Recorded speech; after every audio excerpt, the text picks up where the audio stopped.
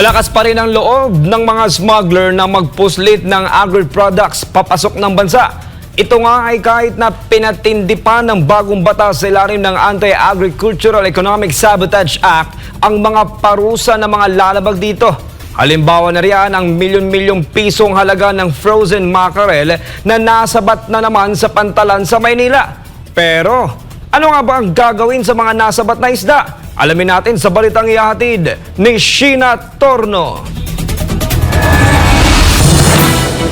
Patong-patong na mga karton ang tumambad sa mga opisyal ng Agriculture Department of Bureau of Customs matapos buksan ang naglalakihang shipping container vans na ito. Oktubre 16 kayong taon-taon nang makatanggap ng tip ang BOC na mayroong barko na paikot-ikot lamang sa Manila Bay na may dalang sandamakmak na puslit na isdang mackerel.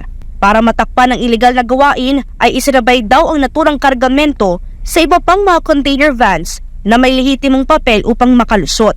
Ibinaba ito sa Manila International Container Port o MICP sa lungsod ng Maynila pero naharang ng Bureau of Customs. Umaga ng Miyerkules, ininspeksyon ni D. Secretary Francisco Chu Laurel Jr. at BOC Commissioner Bienvenido Rubio ang 21 shipping container vans mula China upang kumpirmahin ang mga laman nito. Tumambad ang karton-karton ng mga smuggled frozen mackerel na aabot daw sa halos 600,000 metric tons o nagkakahalaga ng 175.8 million pesos.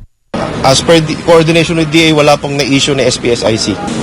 Pag natuntong natin kung sino yung gumawa nito, magpa-file tayo ng kaso. Pasok na ho sila dun sa bagong batas na Anti-Agriculture Economic Sabotage. Yun, para masampulan ho natin yung mga smuggler na to. May impormasyon na raw sila kung sino ang mga may-ari ng mga iligal na kargamento at hindi nila inaalis ang posibilidad na makulong ang mga ito sa susunod na linggo. Pero nakita ko yung isang may-ari, Chinese national, tapos lahat ng kanyang mga director, mga Pilipino Mukhang pamilya pare-parehong last name ng tatlong director Kasi sigurado yan, hindi lang blacklist yan, kulong pa yan. Aminado si Laurel na malakas ang loob ng mga smuggler na pumuslit ng isda ngayong panahon lalo't malapit ang ipatupad ng Bureau of Fisheries and Aquatic Resources o BFAR ang closed fishing season sa mga karagatan na pangunahing pinagkukunan ng isda. Pero makakaasa raw na hahabulin nila ang mga lalabag na mga importer. Nilinaw pa nila na hindi naman delikado kainin ang nasabat na smuggled mackerel. Yun nga lang ay kailangan pa itong dumaan sa food safety test. May plano raw kasi ang Department of Agriculture at BOC sa mga pinuslit na mga isda. Pag-aaralan ngayon ng Department of Agriculture at Bureau of Customs na ipamahagi sa mga nasalanta ng Bagyong Christine ang mga nasabat na mga smuggled mackerel. Ito'y oras maikumpirma na ligtas ikonsumo ng tao ang mga isda.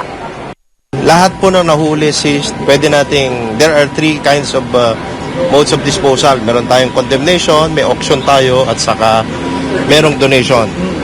So, ang napag-isipan namin ni Secretary kanina dahil kakatapos lang po ng bagyo at maraming nasalanta.